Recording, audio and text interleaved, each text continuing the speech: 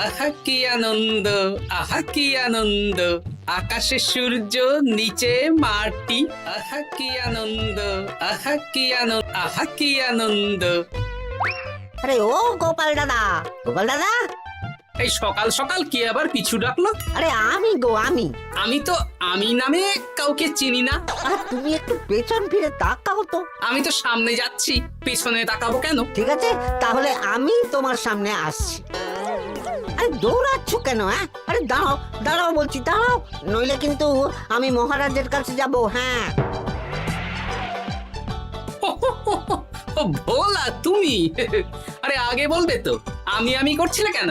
একদম কথা ঘোরাবে না গোপাল দাদা। এবার বলো কি বলছি। দেখো, আমি তোমাকে আগের বছর 50 মোহর ধার দিয়েছিলাম। এ কি, তোমার তো মিষ্টির দোকান, ধার দিলে তো লোকে ছুরি কাঁচি ধার দেয়, আর তুমি মোহরে ধার দেওয়ার ব্যবসা শুরু করেছো কবে থেকে বলো দেখি? আবার কথা ঘোরানো শুরু করেছো? হ্যাঁ, আমি এবার কিন্তু সত্যি মহারাজের কাছে যাব।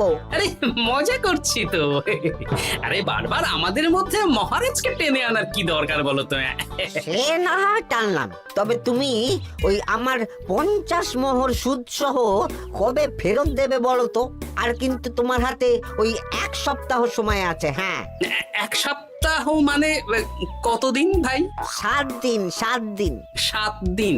আচ্ছা 7 দিন মানে কত ঘন্টা? 24 গুণ 7, মোট ওই 168 ঘন্টা। ও, অনেক সময় আছে।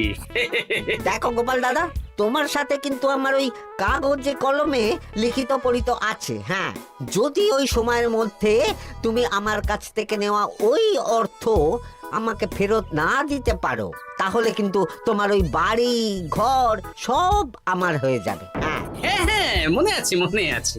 এখন রাজসভায় যাই, 168 ঘন্টা পেরিয়ে গেলে চলে এসো, কেমন? বেশ, কথাটা মনে থাকে যেন। হ্যাঁ, তখন আর কিন্তু কোনো চালাকি করতে যাবে না, আমি সোজা মহারাজকে বলে দেব। ঠিক আছে ঠিক আছে।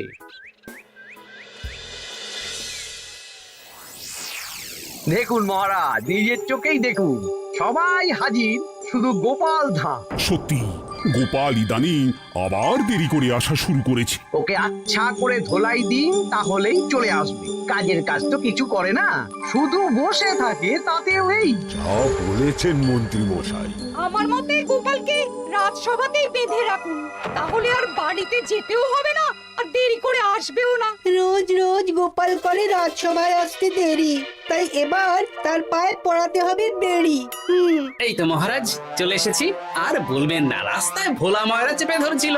থাক, আর অজুহাত দিতে হবে না। নেহাত ভাগ্যের জোরে এই রাজসভার চাকরিটা পেয়েছিল। হ্যাঁ, মহারাজ ভালো মানুষ, তাই তোমাকে পুষছেন। আচ্ছা আপনি কি বলতে চাইছেন কি? আমি বলতে চাইছি যে মহারাজ যদি তাড়িয়ে দেন, তাহলে তোমার কি কিছু করে খাওয়ার যোগ্যতা আছে গোপাল? আপনার নিজের যোগ্যতা আছে? আছে বলেই বুক ফুলিয়ে বলছি। হ্যাঁ, মন্ত্রী এটা একটা ভালো প্রসঙ্গ তুলেছে। আমার রাজসভার সকল সভাসদদের বলছি, যদি কোনো কারণে তোমাদের চাকরি চলে যায়, তাহলে তোমরা কি করবে একবার ভেবে দেখেছো?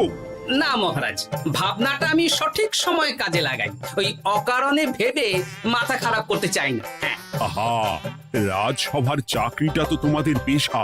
এই পেশার বাইরে তোমরা কে কি করতে পারবে? দেখুন মহারাজ, আমি তো ভেবেই দেখেছি যে যদি রাজসভার চাকরি না থাকতো, তাহলে আমি ব্যবসা করতাম।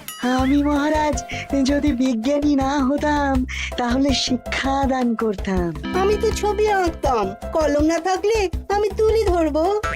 আমি কামারশালায় কাজ করতাম। আমার তো ছোটবেলায় মূর্তি বানানোর শখ ছিল, আমি মৃৎশিল্পের কাজ করতাম। কি গোপাল, এবার তুমি বলো। সবাই তো কিছু না কিছু বিকল্প ভাবনা চিন্তা করে রেখেছে। দেখুন মহারাজ, অনেক ভেবে দেখলাম আমার কাজ তো ভাড়ামো, তাই আমি লোক হাসিয়েই পয়সা রোজগার করব। আর বিশেষ কোনো গুণ তো আমার মধ্যে খুঁজে পাচ্ছি না মহারাজ। বেশ, আমি একটা ছোট্ট পরীক্ষা নেব। আজকের পর থেকে আগামী 7 দিন, আর এই 7 দিন তোমরা তোমাদের যা মন চায় সেটা করে রোজগার করবে। আমি তো খেতে ভালোবাসি। তাহলে খাবে। গোপাল হয় মুখ খুলে থাকে, নইলে চোখ বন্ধ করে। ও শুধু দুটো কাজই ভালো করতে পারে। আর 7ম দিনের শেষে বিচার হবে কে কত রোজগার করেছে। যার রোজগার সবচেয়ে বেশি হবে তাকে আমি দেব 100 মোহর উপহার। আর মহারাজ, যে সবচেয়ে কম রোজগার করবে তার বেতন থেকে আগামী 10 মাস 10 মোহর করে কাটা হবে। কি রাজি তো? হ্যাঁ, রাজি রাজি। আমি জানি যে গোপাল ফুটো করিও রোজগার করতে পারবে না, তাই গোপালই হারবে। বেশ, আর যদি অন্য কেউ হারে? তাহলে আমি নিজের বেতন থেকে তাকে আগামী 10 মাস 10 মোহর করে দেব। ব্যাস, এবার তোমরা কাজে লেগে পড়ো।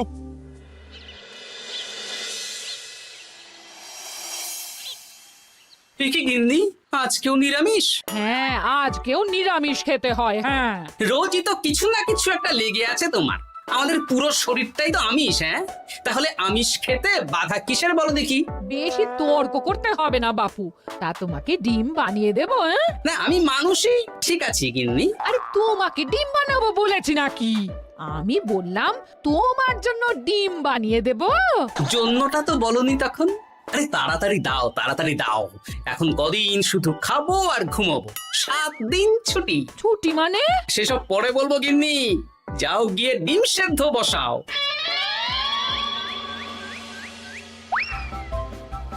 আরে করছোটা কি? বাড়িতে যা মোহর আছে সব তুলে কোথায় নিয়ে যাচ্ছ? আড়ত বাজারে। কেন কেন? তুমি আড়তে গিয়ে কি করবে? আড়তটাই কিনে নেব। কেন? তাহলে খোলা বাজারের সব ব্যবসায়ী আমার কাছে আসতে বাধ্য হবে, আর আমি ভালো মুনাফা রেখে সব বিক্রি করব। এ কি? রাজবাড়ি সুখে চাকরি ছেড়ে দিলে নাকি? না না না, এখন 1 সপ্তাহ ব্যবসা করে মহারাজের কাছে আমার যোগ্যতা প্রমাণ করব। সব পরে বুঝিয়ে বলবো। হ্যাঁ, আমি আপনাকে সব শিখিয়ে দেব। তাহলে ভাই ওই আগামীকাল সকাল থেকে কাজে লেগে পড়বো, কেমন? তাহলে বুঝতে পারলেন তো যে কি করতে হবে? হ্যাঁ হ্যাঁ জমিদার মশাই, কবিতা লেখা যেমন আমার পেশা, তেমনি চিত্রশিল্প আমার নেশা। তাহলে তো আর কোনো চিন্তাই নেই। আশা করি খুব সুন্দর ছবি আঁকবেন। আপনি 1 সপ্তাহ পর এই মন্দির চিনতেই পারবেন না। এই নিন আপনার জন্য 50 মোহর অগ্রিম। মন্দিরের চিত্রকলা শেষ হয়ে গেলে আরো 50 মোহর দেব, ঠিক আছে? বেশ।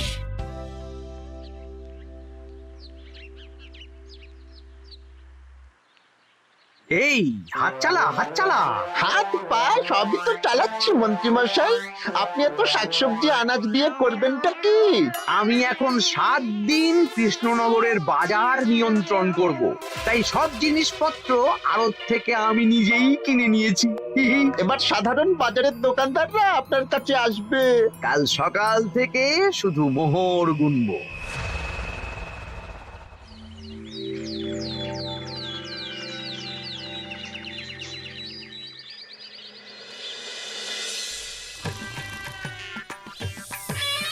আরে এত বেলা হয়ে গেল, আর কত পড়ে পড়ে তুমি ঘুমোবে? এত লম্বা ছুটি পেয়েছি, এখন তো বিশ্রাম নিতেই হবে গিন্নি। কিন্তু পুকুর ঘাটে গিয়ে তো আমি অন্য কথা শুনলাম। তুমি আবার কি শুনেছো? তোমাদের মহারাজ নাকি বলেছেন আগামী 1 সপ্তাহ তোমরা সকল সভাসদেরা ওই সকল সভাসদেরা নিজের ইচ্ছে মতো কাজ করে রোজগার করব। আমার কাজ তো ভাড়ামো করা, তাই ভাড়ামোর সুযোগ এলে সেটাই করব। কিন্তু যদি সুযোগ না আসে, তাছাড়া যার রোজগার সবচেয়ে কম হবে তার তো বেতন থেকে 100 মোহর কাটা হবে গো। এই খবরও পেয়ে গেছো? বাবা, পুকুর ঘাট না পরনিন্দা পরচর্চা কেন্দ্র? হ্যাঁ, ওসব বাজে কথা বাদ দিয়ে কোনো কাজ শুরু করো, কাজ শুরু করো। এরকম গা এলিয়ে শুয়ে থাকলে ভগবান এসে তোমাকে পয়সা দিয়ে যাবে না গো। গোপাল দাদা, ও গোপাল দাদা, বলছি গোপাল দাদা, কি খবর গো? এই তো গতকাল তোমার সাথে কথা হলো, আজ একেবারে বাড়িতেই চলে এসেছো। তোমার যা হালচাল তাতে তো মনে হচ্ছে ওই কদিন পরে বাড়িটা আমারই হবে। আর সেই আশাতেই বসে থাকো। এই ভোলাময়রা এসেছে কেন গো? এসব কি বলছে? মা ঠাকুরুন, আপনার কাছে আর কি লোকাবো? বহুদিন আগে গোপাল দাদা আমার কাছে 50 মোহর ধার নিয়েছিল। সেই ধারের থেকে 5 মোহরা এখনো আমাকে শোধ করেনি। সে কি? হ্যাঁ, শর্ত অনুযায়ী যদি গোপাল দাদা আগামী ওই 6 দিনের মধ্যে ধার না শোধ করতে পারে তাহলে এই বাড়ি আমার হয়ে যাবে। তুমি আমাকে এত বড় কথা লুকিয়ে রেখেছো? হ্যাঁ, না আমি বলবো বলবো করে বলা হয়ে ওঠেনি আর কি। এবার আপনি দেখুন গিন্দিমা কি করবেন। ভিটে মাটি ছেড়ে কোথায় গিয়ে উঠবেন দেখুন। কি গো, এতেও তোমার হুঁশ হয় না? ধুর, এই অযথা চিন্তা করো না তো, কিছু না কিছু একটা হয়ে যাবে।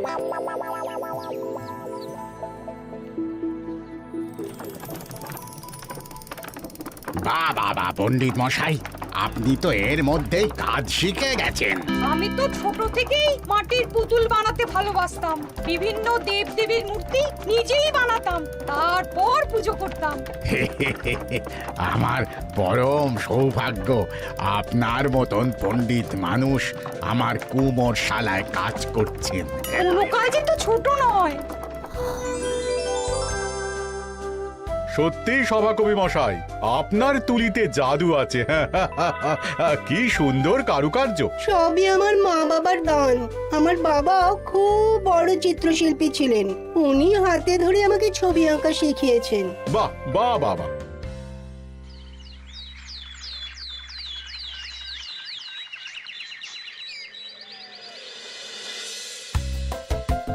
এই যে পুটি, আজকে তো একটা মজার জিনিস শেখাবো। কি জিনিস? নয়ের নামটা তো তোরা পড়েছিস, হ্যাঁ, বল তো। 9 একে 9, 9 দুগুণে 18, 3 9 27, 4 9 36। ঠিক আছে ঠিক আছে, এবার থাম। পুরো মুখস্থ। সে তো বুঝতেই পারছি। এবার মজার জিনিসটা দেখ। 9 কে 9, 9 দুগুণে 18, 18 মানে কি? 1 10 8। হ্যাঁ, এবার 1-এর সাথে 8 যোগ কর, কত হয়? 9 3 9 কত? 27। 2-এর সাথে 7 যোগ করলে কত হয়? 9 36-এর 3-এর সঙ্গে 6 জুড়লে 9। আরে বাস, দারুণ তো। হ্যাঁ, হ্যাঁ। সত্যি বিজ্ঞানী মশাই, আপনি কি সুন্দরভাবে পড়া বোঝান। এটা তো আমার নেশা।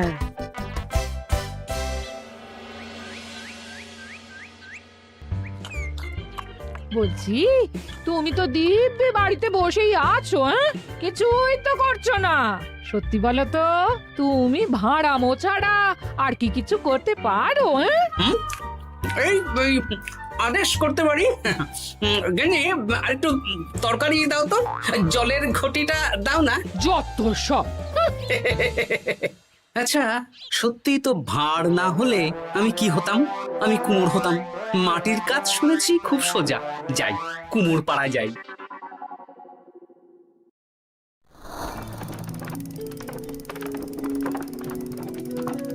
আমার কি সৌভাগ্য, রাজসভার দুজন সভাসদ আমার সঙ্গে কাজ করছে। আচ্ছা, এইভাবে ঘোরাবো? এই যা, হলো না। এটা কি মুড়ির মোয়া নাকি? দাও, আমাকে করতে দাও, তুমি অন্য কিছু করো।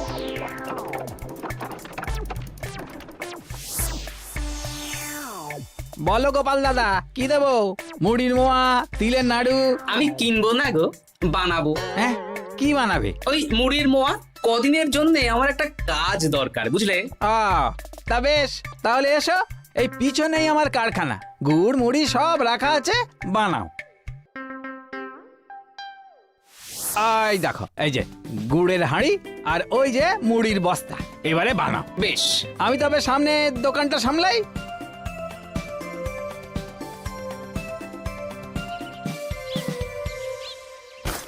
কিসের আওয়াজ হলো? আরে আরে আরে, এ কি করলে গোপাল দাদা?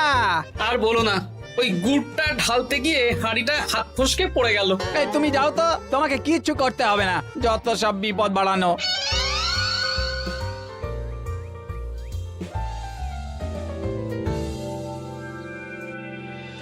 তোমার দ্বারা কিছুই হবে না। হ্যাঁ, সত্যি তো, আমার দ্বারা যে কিছুই হবে না গিন্নি। তাহলে তুমি করবেটা কি? এমন করে বলো না গিন্নি, সবারই খারাপ সময় যায়। আর খারাপ ভালো, যে সামান্য মুড়ির মোয়া বানাতে পারে না তার মুখে এসব মানায় না, মানায় না। এদিকে বাজারে সবজির দাম হু হু করে বেড়ে গেছে। হ্যাঁ তাই নাকি? বলি তুমি জানবে কি করে? কদিন তো শুয়ে বসে আছো, আমি তো বাজার দোকান করি। মন্ত্রী মশাই এখন আড়ত সামলাচ্ছেন আর সাধারণ বিক্রেতাদের চড়া দামে বিক্রি করছেন। হ্যাঁ, ও বেটা জীবনে শোধরাবে না। উনি তো তাও ছলে বলে রোজগার করছেন গো। আর তাছাড়া অনেকে পথে গান শুনিয়েও রোজগার করেন, সেটাও তো তুমি পারবে না। হ্যাঁ, এই তো পেয়েছি। 6 দিনের মাথায় তো রাজসভায় একটা বৈঠক হবে, সেদিনই আসল মজা জমবে। কিসের মজা গো? হ্যাঁ, সেটা সেদিনই বুঝতে পারবে।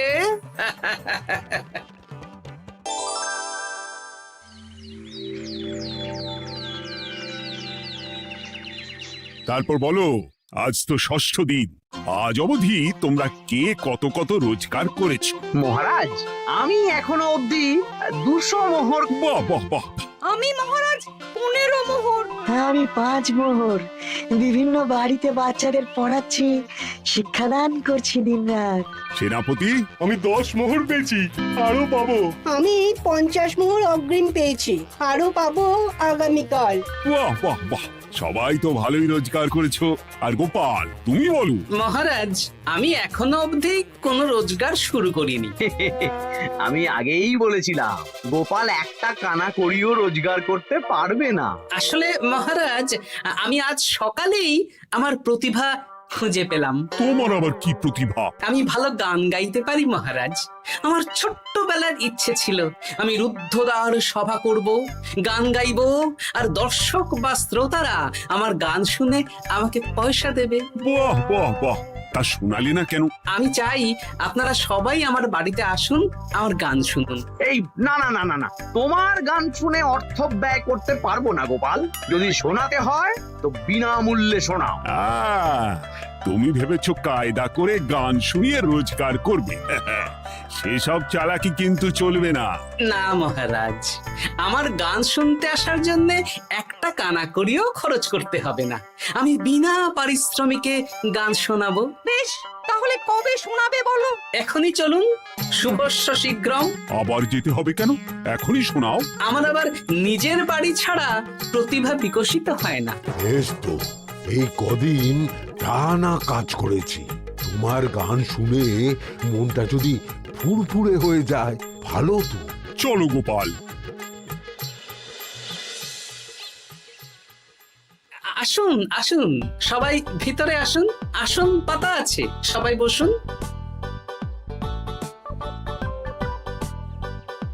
নাও, এবার গান শুরু করো। দাঁড়ান মহারাজ, আমার গান আমি বাইরের লোককে শোনাতে চাই না। কু কু বাবা, আমার কোকিলের মতন আওয়াজ করছে। কু।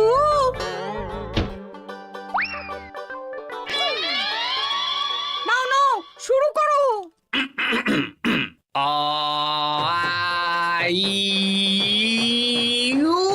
ওরে বাবা রে বাবা! আরে এত চিৎকার করছো কেন? থামো থামো থামো! এটা ভালো লাগছে না, অন্য গান শোনাচ্ছি তাহলে। আকাশে মেঘে বাতাসে বায়ু, জ্যোতিষী বলেছে আমার 100 বছর আয়ু।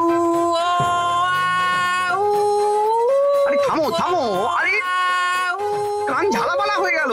না, থামতে আমি পারবো না, গান শুনতেই হবে। ওরে ওরে বাবা রে বাবা, এই কানে তালা লেগে গেল, আমি পালাই। পালাতে পারবেন না, বাইরেও তালা দেওয়া আছে। বাইরে তালা খুলতে বলো।